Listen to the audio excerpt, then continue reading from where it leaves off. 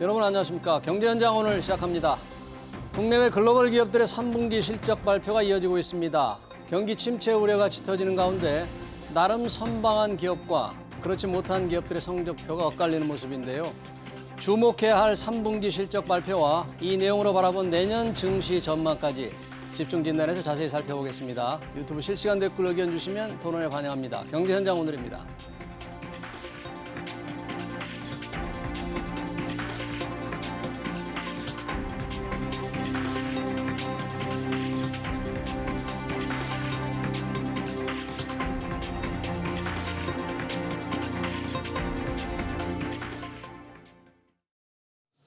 네, 글로벌 기업들의 3분기 실적 발표 토론하기 위해서 두 분의 전문가를 모셨습니다. 원상필 한국항공대 경영학부 교수, 윤여민 교보증권 영업부 FP 나오셨습니다. 두 분 어서 오세요. 네. 고맙습니다. 네, 안녕하세요.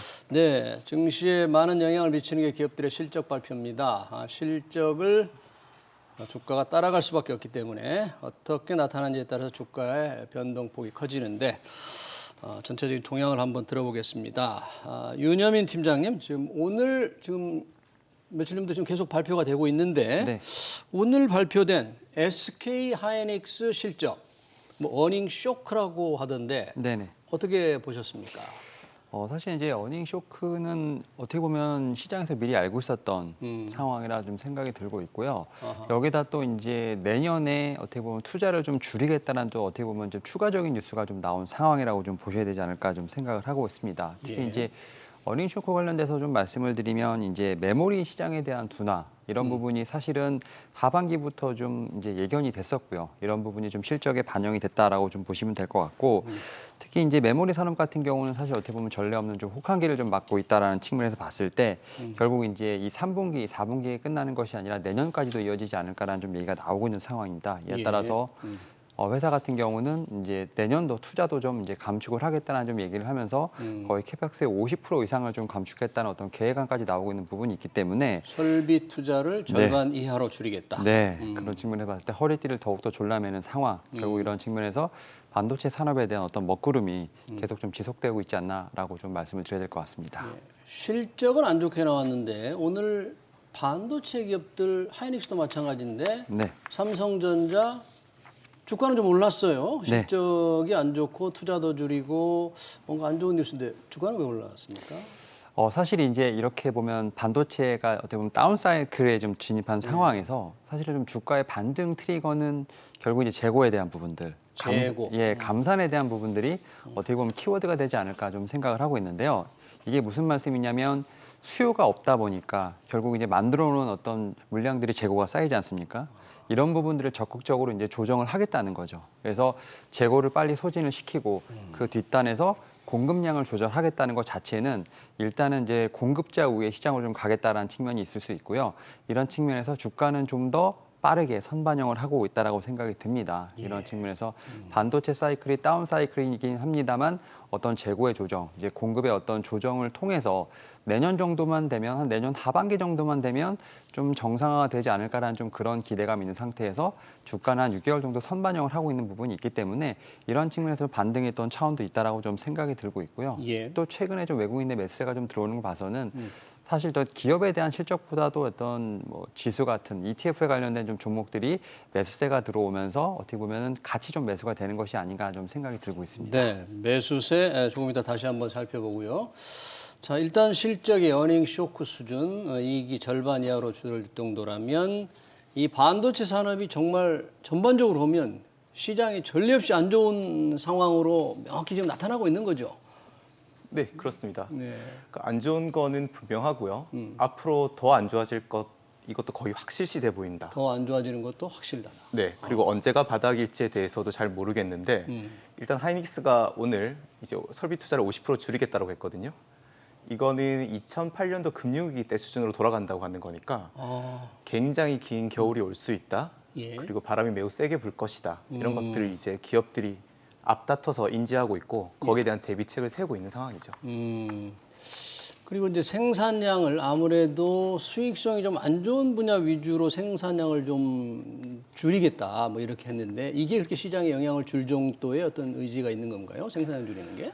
그러니까 이제 업체들이 감산에 나서주면 좋긴 한데 예. 그리고 다들 이제 감산을 하겠다라고 이야기들은 하고 있는데 예. 실제로는 이게 쉽지 않습니다.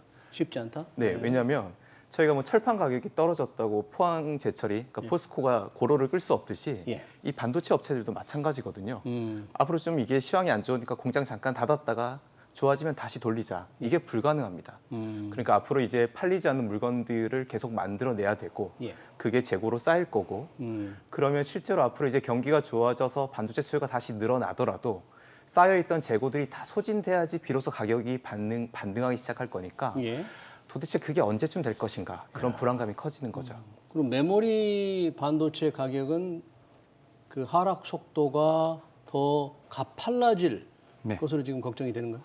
그렇죠. 지금 현물 지금 메모리 가격 같은 경우는 사실은 올 상반기까지만 해도 어느 정도 선방을 하고 있었는데 좀 하락의 트리거가 했던 것이 이제 러시아 우크라이나 사태라고 좀 볼 수 있을 것 같고 이런 부분에서 하반기에 좀 더 수요에 좀 침체가 좀 예상이 되면서 더욱더 좀 가팔라졌다라고 볼 수 있을 것 같습니다. 예. 이런 측면에서 사실은 이제 메모리 관련돼서 이제 어떻게 보면 SK하이닉스, 삼성전자를 좀 필두로 해서 소부장 종목들 같은 경우는 사실 최근에 좀 주가 상황이 조금은 좀 어느 정도 바닥을 지지하고 있습니다만 상승의 트리거를 못 잡고 있습니다만 결국 이제 현물가가 올라오는 부분이 제가 볼 때는 반도체 회복에 좀 메모리 쪽의 회복 신호가 아닐까 생각을 하면서 예. 사실은 이 현물이 어떻게 보면은 어느 정도 반도체 가격이 좀 올라오는 메모리 가격의 속도의 시간이 뭐 내년 상반기, 내년 하반기 약간 좀 다르긴 합니다만 결국 내년까지는 좀 하락에 대한 부분들을 계속 좀 지켜봐야 되지 않을까 생각을 하면서 그런 측면에서 이 다운 사이클에 대한 부분은 조금 길어지지 않을까 생각하고 그래요? 있습니다. 네. 다운 사이클이 내년 뭐 끝나는 게 뭔 될지 모르지만 한 내년까지는 계속 안 좋은 시장. 네. 결국 뭐 수요가 없으니까 뭐 휴대폰도 덜 팔리고 뭐 여러 가지 뭐 PC도 덜 팔리고 수요가 네. 줄 수밖에 없는 전체적으로 수요가 늘어날 분야가 있습니까 지금 상황에서? 사실 뭐 심각하게 생각할 것도 없이 네. 앞으로 안 팔리겠다는 굉장히 명확하죠. 왜냐하면 PC하고 핸드폰인데 네. PC하고 핸드폰 같은 경우에는 이미 저희가 코로나 거치면서 한 번씩 다 바꿨잖아요. 예. 집에 있는 전자제품들 한번 싹 바꿨고 또 지금처럼 이제 소비가 침체되는 국면에서는 핸드폰 그거 굳이 지금 꼭 바꿔야 되나? 1년만 더 쓰지. 예. 야 그냥 6개월만 더 가져가라. 이런 분위기가 만들어지니까 예. 일단 소비 쪽에서 힘들고요. 기업체 쪽에서 보더라도 그동안 이제 데이터 센터들을 굉장히 많이 확장하고 늘려왔는데 이제는 그럴 필요가 없어진 거죠. 그리고 당분간 그런 설비 데이터 투자도 센터 쪽도 그렇죠. 거기는 이제 정말 한 번에 왕창 물량이 들어가는데 예. 그런 부분도 이제 수요 위축에 직접적인 타격을 받게 되겠죠. 기업들이 새로 설비 투자 나서기 쉽지 않을 거니까요. 예. 뭐 인공지능이라든지 여러 분야에서는 이제 아무래도 활동량이 많아지니까 데이터 센터 부분에서는 뭔가 그래도 좀 더 이 메모리 수요가 좀 늘어나기를 기업들은 기대하고 있는데 쉽지 않겠네요. 그러면 SK 하이닉스 실적을 토대로 본다면 네. 삼성전자 지난번에 이제 속보치는 나왔는데 네네. 잠정치 어디 내일 발표합니까? 모레 발표합니까? 어떻게 나올까요? 27일 이제 27일, 내일이라고 좀 내일이네요. 말씀을 드려야 될 것 같고 지금 뭐 삼성전자 같은 경우는 이제 잠정치가 나왔기 때문에 이제 내일 같은 경우 상세 실적이 나온다라고 볼 수 있을 것 같고 분야별로요. 네, 일단은 뭐 삼성전자 같은 경우는 SK 하이닉스와 좀 다르게 뭐 반도체만 있는 것이 아니라 예. 여기 보면 이제 뭐 스마트폰, 가전, 디스플레이 사업부가 다 있기 때문에 사실은 이제 SK 하이닉스 같은 경우는 이제 메모리 반도체 쪽에서 좀 직격탄을 좀 맞았다라고 볼 수 있다라고 본다면 예. 삼성전자 같은 경우는 그래도 좀 분사가 되는 부분이 좀 있지 않나 생각을 하고 있는데 그래도 디스플레이 쪽 같은 경우는 선방할 것으로 보이고 있습니다만 뭐 반도체라든지 뭐 다른 쪽 같은 경우도 이익이 감소할 것으로 보이고 있고 특히 이제 3분기 실적에 대한 부분들은 이미 좀 많이 나온 상황입니다만 결국 내년에 대한 실적도 상당히 걱정이 된다 볼 수 있을 것 같은데 내년 어떻게 될 것 같아요? 내년에 지금 보게 된다고 하면 지금 뭐 내년 상반기만 본다 하더라도 지금 영업이익이 전년 동기 대비 거의 한 38% 정도 하락을 하면서 지금 1분기에는 한 8조 정도, 2분기에는 40% 하락한 지금 8조 4천억 정도가 예상되고 있는 부분이 있기 때문에 지금 뭐 3분기가 지금 최악이 아니라 지금 내년 상반기까지도 계속돼서 좀 어떤 성장에 대한 부분은 많이 둔화가 되고 있다라는 측면까지 좀 나오면서 내일의 어떤 그 상세 실적에 대한 부분을 좀 더 면밀히 체크해야 되지 않을까 생각하고 있습니다. 내년 상반기까지 아무튼 실적이 상당히 아까 30% 이상 영업이익이 줄 거라 그런 얘기죠. 1분기에 38%, 2분기에 40%까지도 줄 수 있다. 40% 2분기. 네. 분야별로는 어떻게 예상이 됩니까? 반도체가 있고 뭐 TV 가전 같은 게 있고 여러 분야가 있을 텐데 어느 정도로 이렇게 이 감소 어떻게 예상을 합니까? 우선 3분기 그 이후 다 합병은요?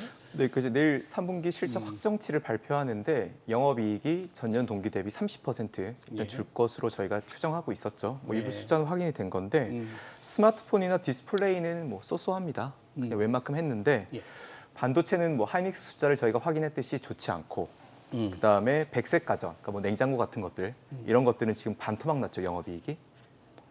안 팔리니까 네. 그거 바꾸지 않는 거죠. 근데 사실 이게 보면 스마트폰이나 디스플레이도 앞으로 좋아질 일이 없고 예. 반도체는 안 좋아질 게 확실시되고 그다음 백색 가전 지금 냉장고 누가 바꾸겠습니까? 예. 어렵죠. 경기 침체에 먹구름이 오는 건데 내년까지 계속 안 좋아질 거다. 아까 저희가 SK 하이닉스 주가를 조금 실적에도 불구하고 올랐다고 했는데 오늘 삼성전자도 올랐습니다. 여러 가지 이유를 말씀해 주셨잖아요. 네. 이제 재고 조정에 대한 기대, 생산량이 네. 줄어들 거에 대한 재고 조정 기대도 말씀해 주셨고 ETF를 통한 자금 유입도 말씀해 주셨는데 외국인들이 최근에 좀 계속 사는 것 같아요. 외국인들은 어떻게 보는 겁니까 지금 삼성전자를? 그러니까 삼성전자, SK하이닉스 지금 매수세를 보게 되면 외국인들이 한 2주 전부터 계속 꾸준히 사고 있는 상황이라 네. 볼 수 있을 것 같고 일단 뭐 반도체 관련돼서 좀 바닥론에 대한 부분들 이런 신호에 대한 부분뿐만 아니라 좀 네. 삼성전자 같은 경우는 여러 가지 좀 이슈가 있습니다. 특히 이제 TSMC가 좀 지정학적 리스크를 좀 상당히 직면한 부분이 있죠. 대만의 TSMC가 네, 그런 측면에서 어떻게 보면 대안이 될 수 있는 회사가 또 삼성전자라는 좀 어떻게 보면 좀 그런 부분도 있다라 말씀드릴 수 있을 것 같고 예.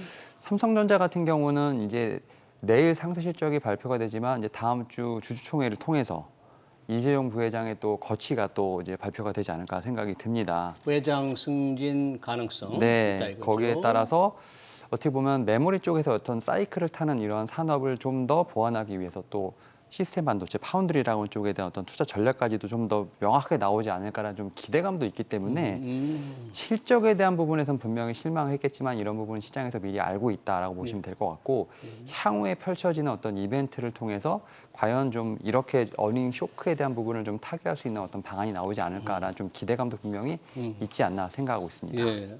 원 교수님은 어떻게 보십니까? 이 외국인들의 삼성전자 지속적인 매수세, 개미들 뭐 놀래가지고 다 팔고 그랬는데 외국인들은 어떻게 삼성전자를 보고 이렇게 순매수를 계속 하는지 어떻게 평가하세요? 네, 그러니까 이번 달 들어서 이제 외국인들이 한국 주식을 다시 사고 있는데 그래서 정확하게는 삼성전자를 산다기보다는 한국 증시를 그냥 사고 있는 거죠. 왜냐하면 지금 외국인들의 한국 순매수가 시가총액 상위 종목들 그대로 사고 있거든요. 아, 네, 그래서 특별히 뭐 삼성전자나 하이닉스가 예뻐서 산다기보다는 한국 시장 전체를 바이하는 모습들이 나타나면서 예. 삼성전자나 하이닉스가 동반 강세를 보인다 이렇게 보는 게 맞는 것 같고요. 아, 이게 어떻게 보면 이제 외국인이 크게 보면 우물 안에 고래잖아요. 그러니까 워낙 큰 자금을 운영하기 때문에 뭐 정확하게 바닥에서 사고 정확하게 고점에서 팔고 이게 불가능하죠. 그러니까 이제 어느 정도 싸다고 생각하면 뭐 들어올 수도 있고.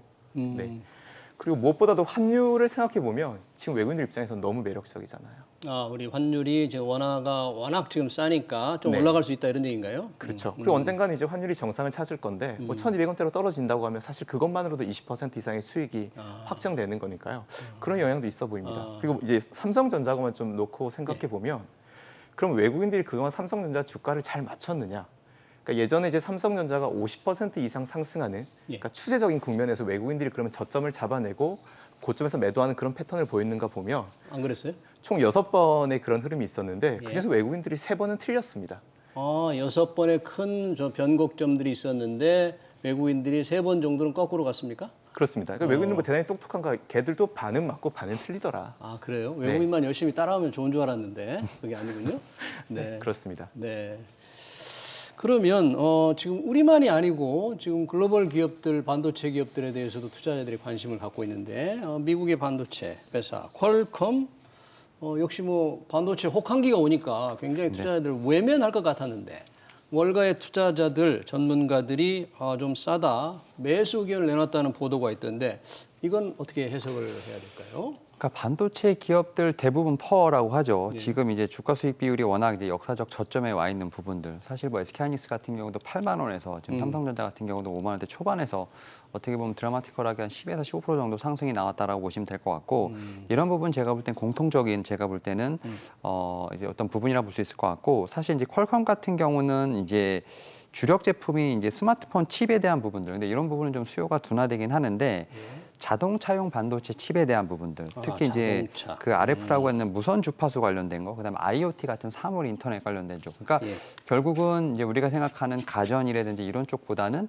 좀 4차 산업과 연관돼 있는 쪽으로 좀 이제 칩에 대한 수요가 좀 있지 않을까 생각을 하면서 어떻게 보면 제품 포트폴리오에 좀 다각화에 대한 부분을 좀 많이 점수를 주는 것이 아닌가 좀 생각을 하고 있습니다. 결국 이제 뭐 전장용에 대한 부분들에 어떻게 보면 반도체가 좀 많이 들어갈 것으로 보이고 있는 부분이 있기 때문에 그런 점에서 좀 퀄컴이 조금 이제 강점이 있지 않나라는 부분을 좀 월가에서는 좀 더 점수를 주지 않나 좀 생각을 하고 있고 최근에 보면 또 자율주행 사업부 쪽에서 지금 얼라이버를 좀 인수를 하면서 좀 결국 이제 확실히 좀 포트폴리오를 다변화하는 모습이 있는 부분이 있기 때문에 확실하게 반도체라는 어떤 그런 부분보다는 약간 다변화된 그런 포트폴리오 쪽에서 좀 점수를 주지 않나 생각하고 있습니다. 네, 퀄컴은 제품의 다변화가 이루어진 것에 대해서 조금 투자자들이 조금 높이 사고 있다.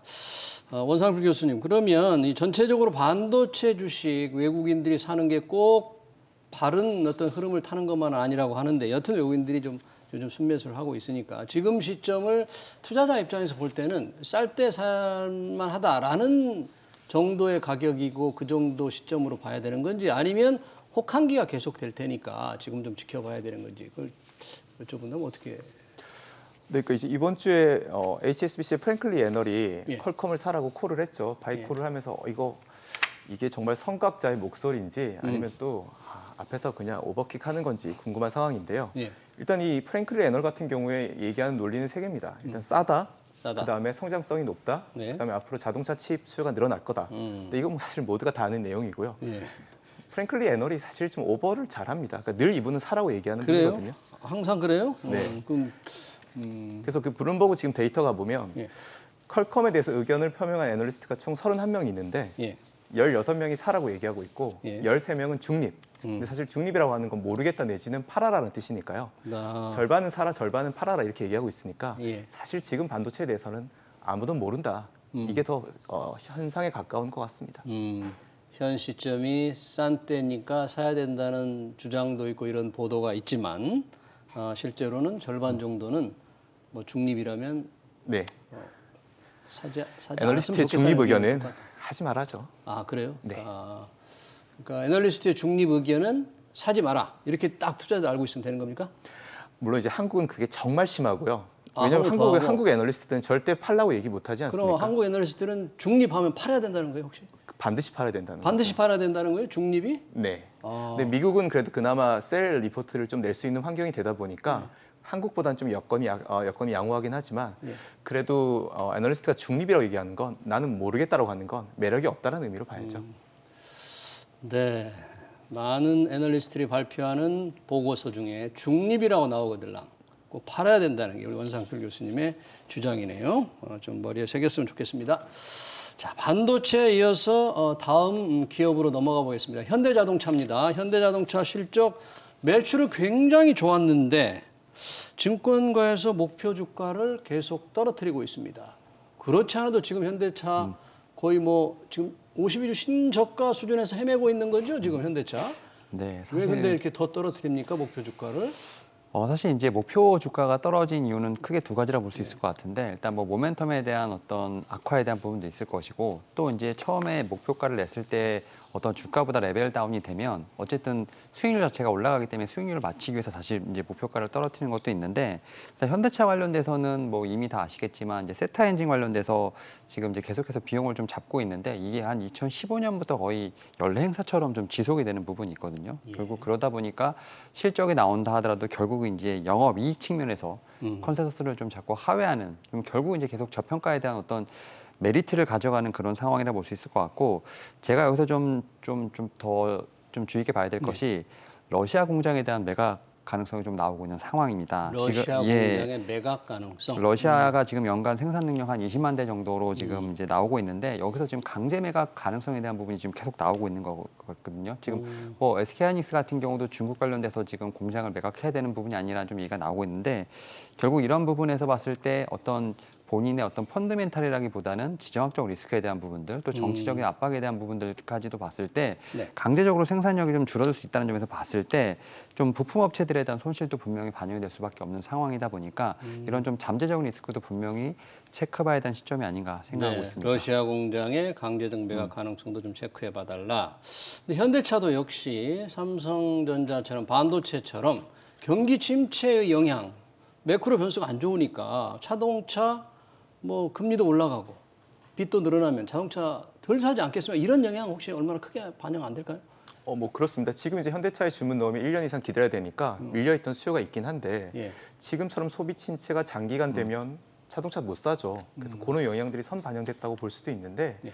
사실 지금 이제 애널리스트들이 목표가를 네. 갑자기 이렇게 내리고 있는 건 반성문 쓰고 있다라고 보는 게 맞죠. 반성문? 무슨 네. 잘못을 했길래 반성문 쓰는 거예요? 왜냐하면 현대차가 지금 주가가 흘러내리기 시작한 게 거의 2년째거든요. 2021년도 1월 달에 고점을 찍고 지금 보면 주가가 계속 밀리고 있습니다. 예. 거의 2년째 주가가 하락하고 있습니다. 예. 근데 그동안 이제 애널리스트들이 목표가를 그러면 거기 맞춰서 조정을 했느냐?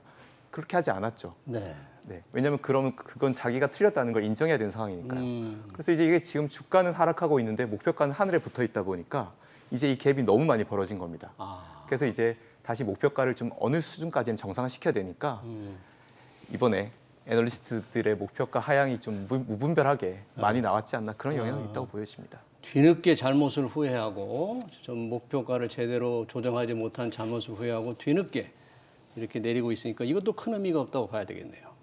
예, 리포트 중립 보고서처럼 큰 의미가 없는데 정의선 회장 지금 미국 가서 조지아주 공장 기공식을 했더라고요. 이 조지아주 전기차 만드는 공장인데 생산은 뭐 예정대로 이렇게 당길 것 같지도 않은데 기공식만 조금 빨리 한다는 느낌이 들어요. 어떻게 된 겁니까 이게?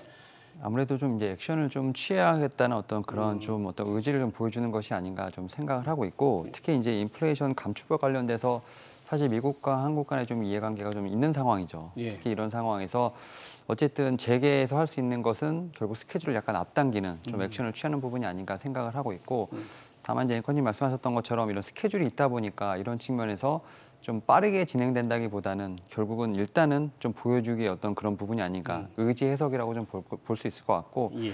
다만 좀 이제 이러한 제도적인 부분에 있어서 좀 많이 어필을 하지 않을까라는 좀 생각도 하고 있습니다. 일단 자동차를 만들겠다는 여기서 공장을 만들겠다는 의지를 먼저 보여주기 위해서 기공식을 좀 빨리 하고 네. 착공은 그대로 하고. 그런데 이 전기차 지금 이런 데 배경은 이제 전기차에 우리 보조금 못 받게 된 그 법이잖아. IRA 인플레 감축법. 옐런 재무장관이 뭐 이런 얘기를 했어요. 전기차 보조금 차별에 관해서 한국의 우려를 고려하겠다. 그런데 법대로 하겠다. 이게 좀 무슨 뜻인지 고려를 해서 뭘 봐주겠다는 것인지 아니면 법대로 그냥 하겠다는 건지 어떻게 해석을 해야 될까요? 그냥 전형적인 립 서비스죠. 예. 네. 우리가 진실은 단순하고 누구나 알아들을 수 있습니다. 나랑 사귀자 했는데 좋으면 우리 오늘부터 만나라고 얘기할 수 있죠.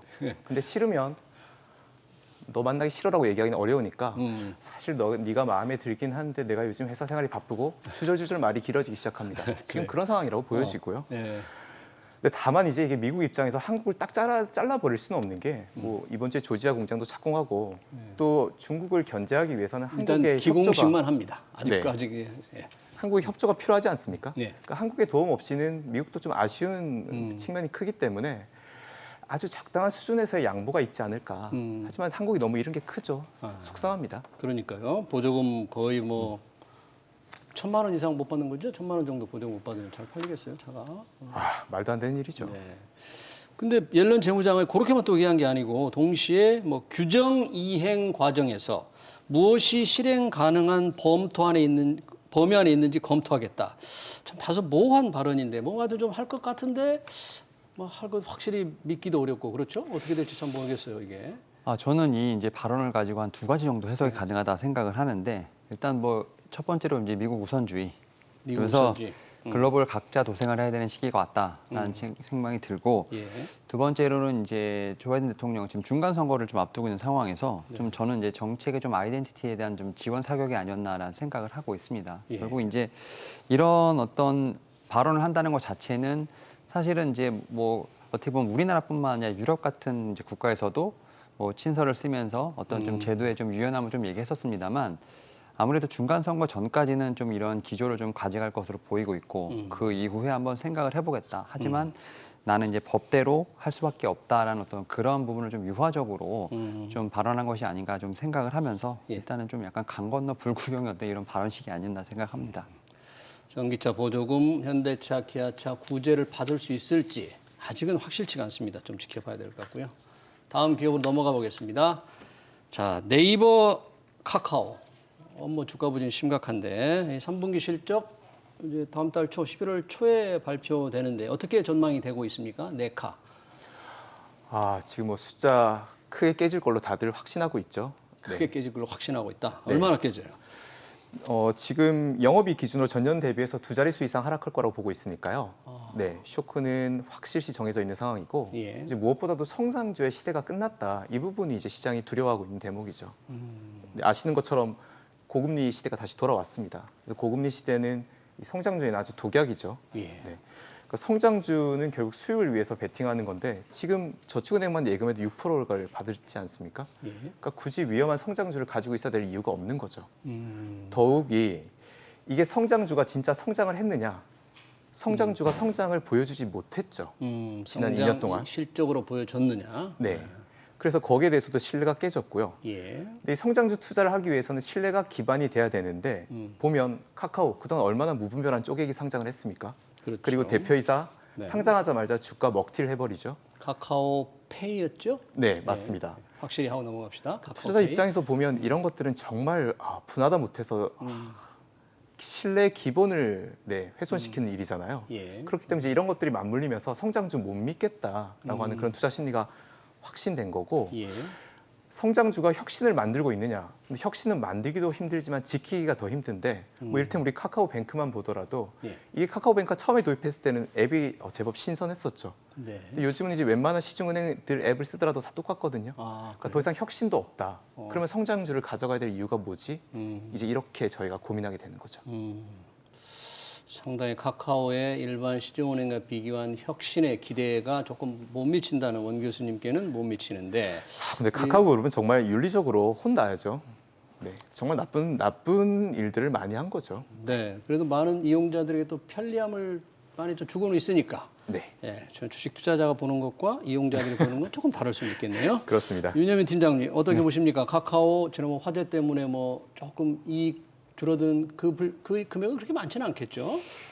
그 부분은 아마 4분기에 조금 이제 반영이 되지 않을까 좀 생각을 하고 있고 사실 이제 네이버, 카카오 앞에서 좀 말씀 잘해주셨지만 기업들이 이제 힘든 상황에서 어떻게 보면 비용을 줄이기 위해서 절감하는 것 중에 한 분야가 제가 알기로 좀 광고 쪽이 아닐까 좀 생각을 하는 측면에서 봤을 때 광고. 예, 카카오는 좀 광고용 매출이 좀 많은 상황이기 때문에 이런 부분에 좀 타격을 많이 받지 않나라는 좀 생각을 하고 있고 또 네이버 같은 경우는 이제 커머스 부분에서 좀 상당히 어떻게 보면은 좀 전력 투구를 다 하고 있는 상황이고 최근에 이제 포시마크 인수를 했죠. 중고거래 플랫폼을 이제 인수했는데 2조 이상 주고. 네, 이런 부분이 좀 비용이 아무래도 좀 어떻게 보면 이제 인식이 될 것으로 보이고 있기 때문에 당분간은 좀 영업이익 자체는 생각보다는 그렇게 크게 증가하지 않을 것으로 보이고 있습니다. 이런 측면에서 두 지금 종목 다 지금 성장주로서의 어떤 기능을 아직은 좀 못하고 있다라고 보실 수 있을 것 같고 또 이제 앞에 설명하셨던 것처럼 성장주 시대에서 사실은 좀 많이 좀 뒷걸음질을 치고 있는 부분이 있기 때문에 두 종목 관련돼서는 뭐 증권에서도 상당히 좀 이제 부정적으로 보는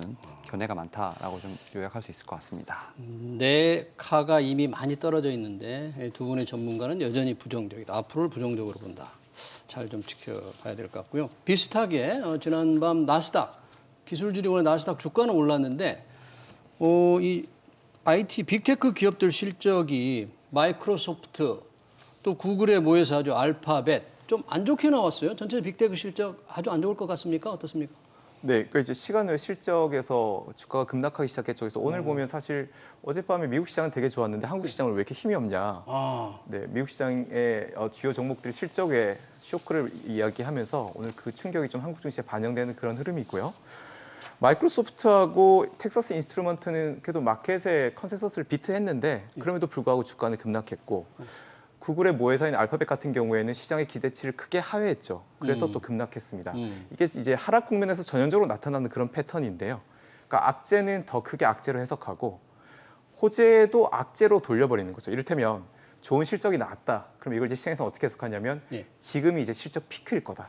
앞으로는 실적이 떨어질 일만 남았다. 그래서 이제는 이게 좋은 실적을 발표해도 그걸 안 좋게 해석해버리는 이런 트렌드가 최근에 좀 강하게 형성되고 있는 거 아닌가 그런 생각이 듭니다. 예. 윤 팀장님 어떻게 빅테크 미국 기업 실적 하나하나 발표되는데 짧게 좀 설명해 주신다면 어떻게 보셨어요? 일단 오늘도 저 뭐 말씀하셨던 것처럼 상당히 중요한 부분이 있겠습니다만 저는 이제 애플 실적이 좀 가장 좀 궁금하다라고 애플 좀 곧 나오죠? 네. 애플? 네. 사실 S&P 500 기업들이 지금 대부분 다 어떻게 보면 목표치가 다 하향됐기 때문에 이런 측면에서 뭐 어닝 쇼크에 대한 부분들 분명히 있겠습니다만 그래도 충격이 덜하지 않을까라는 좀 생각은 하고 있습니다만 저는 이 빅테크도 빅테크지만 이제 경기 민간 업종 실적이 좀 부진한 것이 좀 더 큰 문제가 되지 않을까 생각을 하고 있습니다. 특히 이제 스냅 같은 경우도 지금 광고 수요 앞에서 말씀드렸던 네카랑 비슷하게 이런 쪽으로 좀 어닝 쇼크가 나타났기 때문에 빅테크의 분명히 이제 동반 하락도 같이 유발될 수 있는 그런 측면에서 봤을 때 일단 저는 가장 중요한 게 오늘 애플 실적이 좀 가장 중요하지 않을까 생각하고 네, 있습니다. 애플 실적 지켜보자는 얘기입니다. 네, 글로벌 기업들의 3분기 실적 분석 전망 잘 들었습니다. 지금까지 원상필 한공대 경영학부 교수 그리고 윤여민 교보증권 영업부 FP였습니다. 두 분 고맙습니다. 네. 고맙습니다.